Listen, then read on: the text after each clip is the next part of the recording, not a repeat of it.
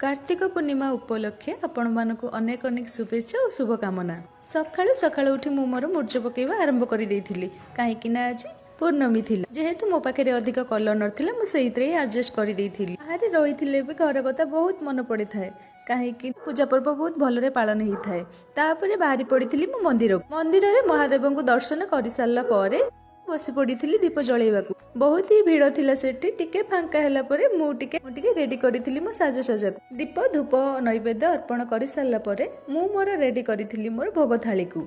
पूजा पर्व रे ठाकुर को दर्शन न कले जमा भी भल लागेनी। तापर बाहरी पड़ी मु परिक्रमा पाए मते बहुत ही कांद लागुथाए काहेकि ना मोर एने बहुत ही खराब समय चलीची सेटा तो मु एबे काहारी संगरे शेयर करि परिबिनी किंतु भगवान को एतिकी प्रार्थना करूची समस्त को से भलरे रखंतु आ समस्ते भलरे रुहंतु। दुख सुख तो सब बेले लागी कि रही थाए से आमे तो किछि करि परिबानी किंतु बहुत ही मन पड़ू थाए घर कथा भी जते बेले तमे दुख रे थिवो आ सेही टाइम रे बाहर थिवो बहुत ही कांद लागु थाए सेही टाइम रे टिके भगवान को पाखो को गले मनटा टिके शांति मिली थाए। परिक्रमा कर सारला परे आमे बाहरी पड़िथिलु प्रसाद सेवन को।